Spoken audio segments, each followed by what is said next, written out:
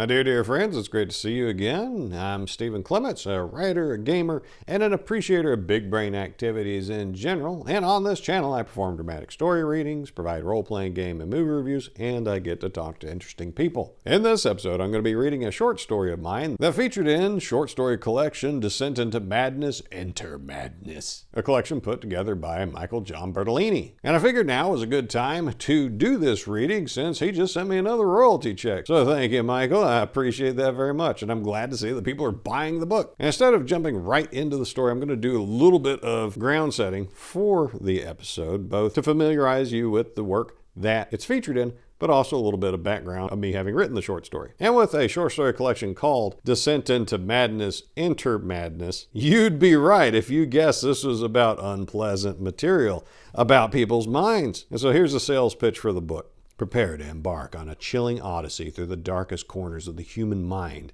in this spine-tingling anthology of psychological horror. Within these pages, the fragility of sanity is tested, and the boundaries between reality and nightmare blur into an indistinguishable haze. From the minds of masterful storytellers, Descent into Madness presents a collection of harrowing tales that delve deep into the recesses of the human psyche. These tales will haunt your thoughts long after you've turned the final page, as the author skillfully unraveled the delicate threads that hold the human mind together. Brace yourself for a journey into the heart of darkness, where the destruction of the human psyche takes center stage. Do you dare to confront the monsters that lurk within, both real and imagined? Open this anthology if you dare, and prepare to confront the chilling horrors that await. Dive into the shadows where the boundaries of reality and nightmare dissolve in this collection of psychological horror stories that will leave your sanity forever altered. And I agree with that assessment. Well, at some point in the future, I might do a review of the whole book. Speaking for my contribution, King Moves 1, the inspirations that I drew from in writing this short story were my own. As a former politician in the Nashville area and an Army veteran with tinnitus, there's elements I drew from in creating the central character of the story. So this isn't quite a self-insert, but there's a lot of me in this main character. And campaigning, schmoozing, door knocking, and the injuries that come with war, all these things accumulate to have an effect on our main character. So the tinnitus, when it's the quietest around, that's when I'm at my most agitated because I hear that ringing all the time. And it doesn't necessarily get louder when there's no other sounds around. It's that it's all I can notice when there's no other sounds around. And in the experience of going door to door, soliciting votes from people,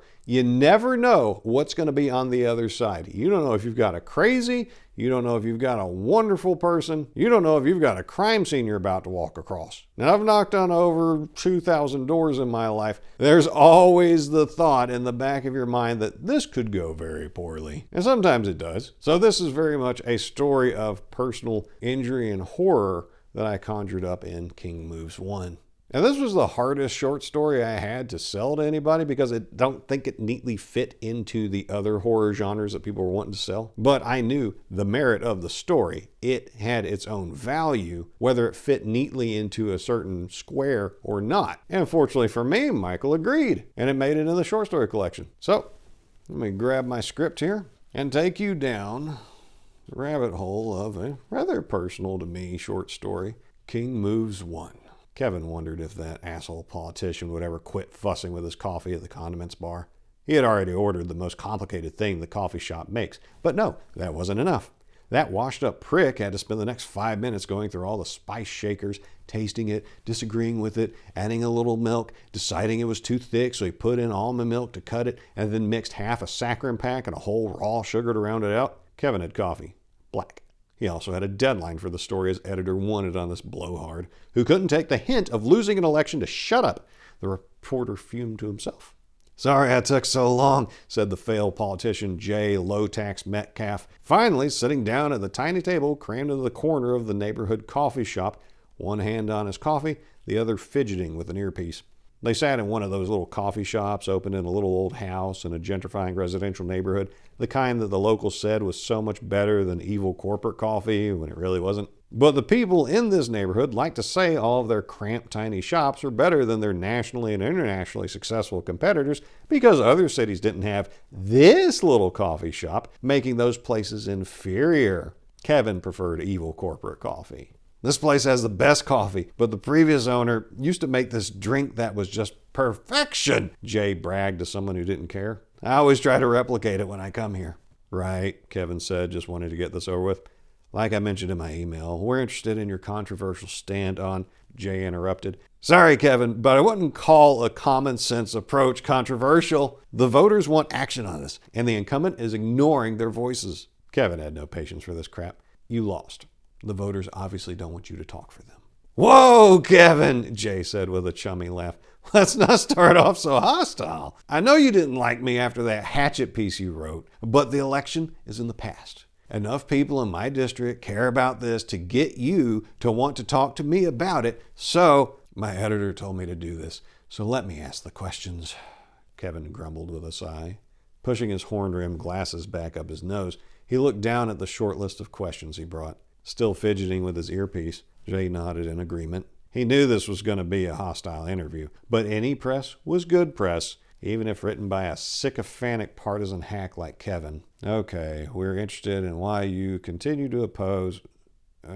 Kevin cut himself off, noticing his interview subject distracted and still messing with his earpiece. Can I get your undivided attention and a few simple questions? Or are you going to do that the whole time? It's my hearing aid. I'm trying to get it right. The echo in here is bad. Fine, Kevin sighed. Second question, to help get our readers acquainted with your perspective. What was the single most important lesson you learned from your campaign? The politician finished taking a sip and gave a self-important smile. That's a great question, because I learned so much from so many great people on the campaign trail, he began. I'd say the lesson that stuck out to me most wasn't something to do with campaign finance or voter outreach activities, but an unexpected observation. I realized why the king in a game of chess can only move one space. As I took on more and more engagements, campaign activities, and projects, I realized that the king is so weighed down with obligations and relationships that every little move he makes is restrained by the commitments tying him to other people. At the end of the day, he is the one whose neck is on the line, and any misstep can bring him down. The campaign manager could be likened to the queen, who is just as capable as the king, but isn't tied down the same way he is and can move with so much more freedom. Kevin barely listened to what he considered a banal answer, because his ears focused on the distinct chords of Freebird he heard playing. Oh, there was no music on the intercom, since the place was too small for that. This prick was listening to Freebird on his earpiece. Okay, either take the earpiece out and focus on the questions, or this interview is over. Jay grew visibly uncomfortable. I'm giving good answers, but I can't hear you without my hearing aid. I had too many M16s go off right next to my ear in the Army, he said through a nervous smile. Clenching the pen in his hand as if to break it, Kevin nearly shouted, I can see the cord. You're streaming music on your phone. I can hear it. Kevin leaned over the table and reached for the cord to pull the earpiece out of this jerk's head. Slapping Kevin's hand away in anger, Jay jumped up with enough force to send his chair flying back where it clattered against the wall. Back off, you skinny jean jerk-off, he yelled. Reseating his earpiece, Jay's face flushed with shame at seeing the barista staring on in apprehension at the sudden commotion. This interview is over! Better believe me, I'm going to tell your editor to fire you and get some professionals at that rag! Jay stormed out, leaving his immaculate latte on the table. His heart pumping uncomfortably fast with adrenaline, Kevin took a breath to steady himself, to recenter his emotional well-being. When he breathed out the stress that had built inside of him, it came out in a mumble that sounded a lot like, what a prick. After telling his editor that the second-place losers stormed out of their interview, Kevin went back to working on another story. His boss said to let the politician go, as their paper didn't need to run an article making a spectacle of an Army vet having a PTSD moment. Kevin knew the guy was and never was anyway, so he got on with more important work without another thought. Deep into a late night of writing, Kevin stopped himself for a moment to rub his screen glare bleared eyes. I need a smoke break, he realized, knowing that would help him make it the last few paragraphs he had to go tonight. Grabbing his pack of American Spirits, he went out the front door of his tiny one-bed, one-bath in somebody's backyard in the hip part of town. His attention consumed with cigarette and lighter, he subconsciously pulled back when he felt his New Balances smack against something on the door stoop, which skidded off the porch into the gravel driveway. Eyeing the object suspiciously, it looked like a package, but he wondered how he had missed it earlier since he had made it home after the mail should have run. Slightly puzzled, he walked over and hunkered down to pick it up. In the weak porch light, he squinted at a manila envelope, the padded kind lined with bubble wrap, taped shut. Strangely, there was no postage on it, so somebody other than the mailman must have dropped it off. Kevin looked around to see if anybody was there, trying to figure out where this came from. Flipping it over as he looked back down, he noticed a sticky note taped to one side. Standing up, he walked closer to the cold porch light to better read the tiny, poor penmanship. "Hey, Kevin," it began. "Sorry about earlier. I know you hate me, but I've got problems. I was listening to music. Read this if you want to know why. It's not good. If you don't care, just toss this and assume it's to drown out my tinnitus. Jay." The package struck Kevin as odd. With as many people as he had pissed off with his journalism, none had left him an apology packet. Kevin opened the envelope and held up the typed pages he found in there to better catch the light so he could see what kind of hysterics this jerk had to offer. The letter continued. "It was a Saturday in July. None of my volunteers were available, so I was out alone door knocking for votes that day, and it was getting late. One guy had run me past my planned quitting time by talking my ear off about how my party was the source of all evil. He wound up saying he'd vote for me and took a yard sign. But I only had 4 more doors to knock on my list for this street, so I stuck it out. When the sun is out, people that answer their doors run the gamut. Some like you, some are open to talking, some want to waste your time, some ask what your plan is to deal with when the robots take over, and some simply hate you even though they've never met you. After 5 p.m., people pop their pills, and knocking on their door gets weirder. They might answer the door naked, slurring, yelling crazy stuff, or openly hostile and out of their mind. After what I'm about to relate, you'll understand why I didn't finish my list for the day. I had made it to the door stoop of this 1940s starter home with white paint peeling, shrubs and grass too high for any non-hoarder to live there. I could smell the acrid stink of animal urine soaked into the baseboards when I was only halfway up the crumbling path through the front yard, so I knew to brace myself for the stench if they opened the door. Just as I was about to knock on the door, I heard a man shouting inside. Instantly deciding not to get yelled at today, I pulled out my roll of tape and stuck a campaign card to the door. I would note this address as hostile on my list, and I'd let him call me if he wanted to talk. I flinched in surprise when I heard something break, like porcelain being smashed, and a woman scream. My world got really quiet. At that moment, I suddenly felt as clear-minded and focused on the here and now as I had been in combat training. I froze. The man in me wanted to kick the door open, save the girl, and take down the bad guy. I also didn't want to make the news for breaking and entering over a routine domestic disturbance situation and getting sued by the homeowners for property damage. It doesn't have to make sense. That's just what flashed through my head. I stood still in front of that chip paint wooden door for agonizing seconds of silence. When I finally exhaled and hadn't heard anything else, my conscience told me everything was over and it was okay to leave. I headed swiftly back down the busted concrete pavers to the sidewalk, but gave a startled jump when I heard a life or death scream come from the house. I never actually saw combat, but the scream sounded exactly like what I imagined a shrapnel wound to the gut would cause. That scream felt primal, in the way a drowning person desperately gasps for air. None of this seemed right. Something had gone horribly wrong. I could feel it in my soul. I can't explain why, but I picked up the pace to get away from the house. I live my life by the creed, this is in my problem zone, and this is in the not my problem zone. And a closed door to a house that I didn't need to go in was definitely in the not my problem zone. When my shoes hit the crumbling sidewalk that I campaigned to fix, I stopped myself. I didn't know what to do, and I didn't see anybody else around. I was the only person who knew something was wrong, and maybe the only one who cared. I wanted to represent this place, so why wouldn't I want to do something to help one of these people? Maybe I'd make the news. Hero candidate for city council saves life, earns endorsement from National Organization for Women despite penis. Inspiration struck. I could call 911. That would keep whatever the hell was going on at the edge of my problem zone. The cops could deal with it, and I'd get the credit. Even if nothing bad had really happened, calling in a tip like this was legit. They'd send over a car, and everybody but me would get told to keep it down. The number said all the circuits were busy. How was 911 too busy for a domestic violence call? Were they too busy getting calls about not having enough vintage clothing stores? The recording told me to hang up and try again. So I looked down at my cell phone in the fading twilight to see the buttons and dial again. Then I heard her again.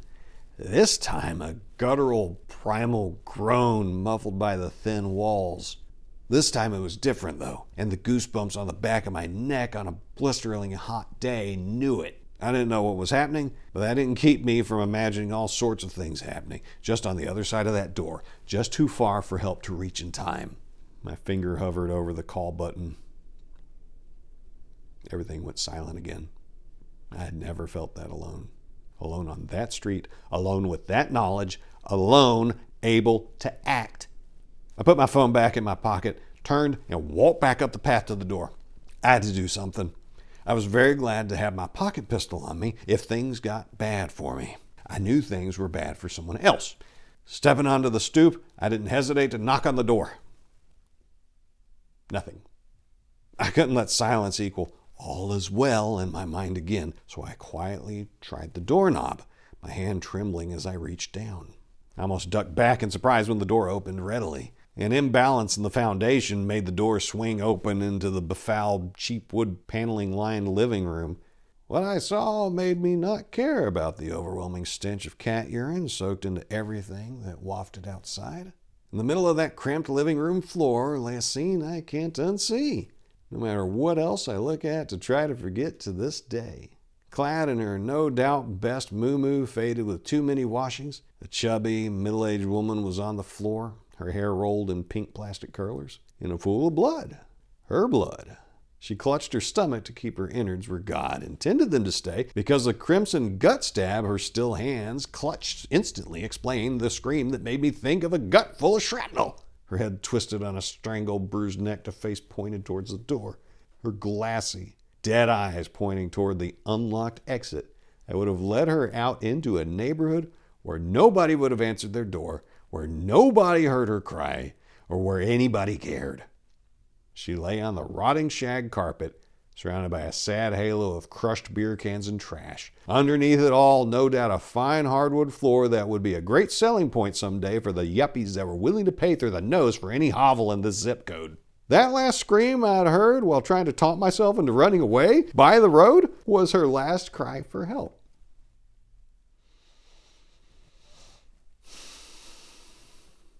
I stared at her, my mouth even more painfully dry from what I saw than from the heat. My sweaty hand clenched the clipboard it held. Part of me worried that my stress and heat-damp palms would warp the pages and info I had collected on them.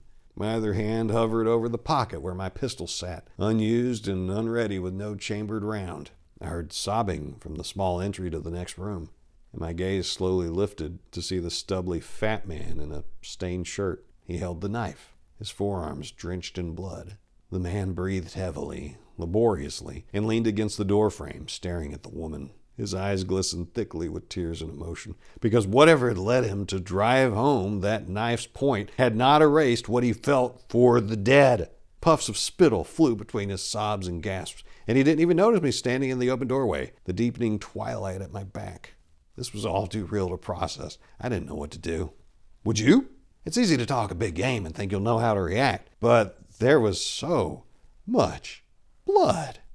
You never know how much is inside a person until it's on the outside. All over the floor, all over the cigarette smoke-stained couch. My eyes fell again to hers as my mind tried to figure out what to do. The guy wasn't coming at me, so I couldn't claim self-defense and shooting him. She was already dead, so I couldn't claim I was protecting her. Was he going to stand there patiently while I tried the jammed 911 line again and again to explain to them I saw him covered in her blood and holding the murder weapon? With today's courts and the right lawyer, would he even be convicted, since I didn't see it happen with my own eyes? My client was just cutting the last of the Independence Day ham, Your Honor. I could hear that glory hound attorney with all the television ads saying, right before the gavel came down alongside the word dismissed. Nothing moved. Everything was quiet. I didn't even hear him breathing anymore. My eyes darted up, only to lock with his. The killer had finally noticed me. A weak smile trembled across his lips, the sweat beading on his unkempt stubble mustache. Drawing in 2 short breaths, he whispered to me, "Hey man, what you want?" My mouth opened and closed on its own, unsure of what to say as my mind was. He chuckled, embarrassed. "Sorry, the place is a mess. We weren't expecting company," he offered, apparently sincerely chastened. I slowly shook my head from side to side, as if to let him know the mess didn't bother me. Compared to the rest of the scene, it didn't. He eyed me expectantly, but shook his head when I said nothing. The knife dropped from his hand, the point burying itself in the floor with a muffled thunk. That now free hand reached into a sweatpant pocket, and out came a small revolver. As he looked longingly back down to the woman on the floor that had meant so much to him, he cocked the hammer back. You know, sometimes they just tell you things you didn't need to know. Embarrassing shit you could have gone your whole life without knowing, and all would have been fine. He shook his head again, sighed, and looked down at the gun. Do you believe in God, mister? My stomach flipped in terror with the fear that I had been promoted from bystander to next victim. A leer that I hoped passed for a friendly smile came across my face as I blurted out, That answer depends, sir.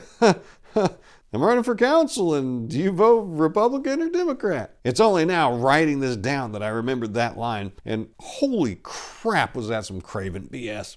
I do, and I did, but wasn't in a rush to meet him just yet. Nodding at my answer that I doubt he really heard, the man muttered breathlessly, That's good. If I see him, I'll say you came by asking for votes.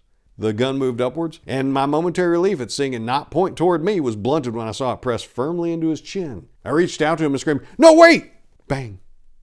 As the bullet did its job and his body fell back, the first thought across my mind was, why did I try to stop him? Why, for that split second, as I watched him turn the gun on himself, did I not want him to die? I mean, I am pro-life, but not for murderers. What was it I thought I saw in that brief moment, shared by the only two living people in that house, that made me instinctively value his life? I didn't know what to do. I could call the cops, but if I did, they'd take my statement and make me suspect number one, since I was the only living person they could tie to the event. How would that look in the news? Deranged city council candidate murders widowed Gold Star mother / child abuse therapist over her vote and her autistic stepbrother. Then I'd have to clear my name and maybe spend time in jail when I had done nothing wrong. Without thinking, I closed the door and stumbled back off the stoop into the yard. I'm not sure how I got back home, because I don't remember walking there, getting in the car, opening the door, or going in. I just remember her screaming. When I came to, I was staring at my backyard, and she was all I could hear. That's why I was listening to music during our interview. Any time I hear silence now, I hear her last scream. The one I let her make because I was too chicken shit to do something when it mattered. I have to hear something else constantly, day and night, or else I hear her. Yes, I have tinnitus, but now I hear something worse than ringing in my ears. If I don't drown it out, I can't sleep. My stomach turns so I don't want to eat. The guilt of asking myself, why didn't you do something? Because I know I could have. Her last breath in this world was spent on a terror-filled scream because I fretted in her front yard about not wanting to look bad, maybe lose a few votes, or some imaginary bullshit I said to myself, instead of helping when something was obviously undeniably wrong. I lay in bed at night. It gets quiet. I hear her screaming. I wake up in the morning, turn the alarm clock off. I hear her screaming. I pour milk on my cereal, and when the milk stops splattering, I hear her screaming. Anytime my mind is left with a quiet moment, I hear her screaming. I didn't call the cops again. I haven't told anyone.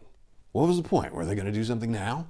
Were they going to magically bring either one of them back to life? I just told my girlfriend it's something Army related, and that shut her up. It's been 3 months now. I still haven't seen anything about it in the news. Has nobody checked? None of their neighbors? Not even the mailman? If they were that disconnected from the world around them and nobody cared enough to knock on their door to look, what the hell kind of world are we living in? I don't know why I'm telling you this. Maybe it's because I need to tell somebody. But who wants to have this crap dropped on them? I don't want my lady stuck with this in her brain for the rest of her life. My idiot shrink would just ask, how does that make you feel? Like she isn't a real human being that knows exactly how heinous this shit feels and needs someone to explain emotions to her. Maybe it's because I think you're a prick with something shoved so far up your ass you can smell your own shit and learn to like it. Maybe you can learn something from it. I don't know. I hope you keep this to yourself, but I honestly can't imagine why you would. Now you got proof the guy who lost is an even bigger loser than you thought. Again, I'm sorry. Kevin read the entire letter while standing on his stoop, his barely smoked cigarette having turned to ash between his fingers. He hadn't noticed the flame lightly burn his skin as it went out. He wasn't sure what to do with the letter or any of this. Now that he knew about this, was he legally obligated to report it to the police? Did that asshole Jay make the whole thing up? If he did contact the police, would they believe him or try to pin it on him? The district Jay campaigned in was small and almost entirely residential. How had none of the neighbors noticed anything? Pulling out his lighter, Kevin set the letter on fire. Carefully holding it in front of him, he made sure the hungry flame took hold before he dropped it into the metal coffee can he used as an ashtray. He didn't know what to do, now that he too heard her screaming in his head. And that is King Moves 1. Hope you enjoyed it, as I enjoyed investing myself into it, expanding on some of those ideas and crafting a story around it. And each time I read through it, the themes that come up in it of isolation, alienation, apathy, both from the individual to the world around them and from the world around them to the individual, jump out at me because these are curses of our time. We can all do so much on our own that we don't need other people. And our society, and so the system of laws that hold it together, are in such chaos. We can even be paralyzed that an innocent person doing the right thing to try to help someone else out could result in that person paying the price. And obviously that's not a good place to be. Hopefully, as corruption and madness starts getting cleared out in our society, starting from the top down, we can all do our part, restore our faith in the system and in each other to do the right thing, to where none of us have to face the choice that Jay or Kevin wound up having foisted on them by the end of the story. Now, to tack back to that sense of alienation, the problem that this story touches on is the luxury beliefs that people spend their thoughts, time, and money, though apparently it was probably mostly U.S. aid doing all this, creating a bunch of AstroTurf political bullshit, on things that don't really matter, on image-conscious things, on virtue signaling things that are intended to please the ego of the people peddling them, and not important things like sidewalks, making sure people aren't getting murdered, making sure innocent people aren't doing time for things they didn't do. Beans and bullets issues, which I ran across a lot when I ran for Nashville City Council. I actually had people complaining about how poor people were being driven out of the neighborhoods that they themselves were paying through the nose to move into, and it never occurred to them maybe they were the reason the poor people couldn't afford to stay in the homes in those neighborhoods. But they wanted to outsource the solution to the problem they created to the local government and thus cost everybody else money, but not them. They didn't want to pay the cost. So this is kind of ignorance or perhaps disingenuousness that fuels a lot of the problems in our politics. But if you ever want to meet new people and make new friends, I suggest running for office. You'll have nothing but excuses to do it. And there's a lot of really good people out there. And I appreciate every one of the volunteers that helped me out. Y'all are just the best. If you enjoyed that, you can get a copy of King Moves 1 on, of course, Amazon.com. And I would love for you to encourage Michael to give opportunities to other writers to have their oddball stories read and hopefully enjoy those as well. So my dear friends, what did you think about this? Please drop your thoughts in the chat. Share this around to folks who might enjoy it. And that's what I got for now. So my dear friends, until next time, I wish you nothing but the best.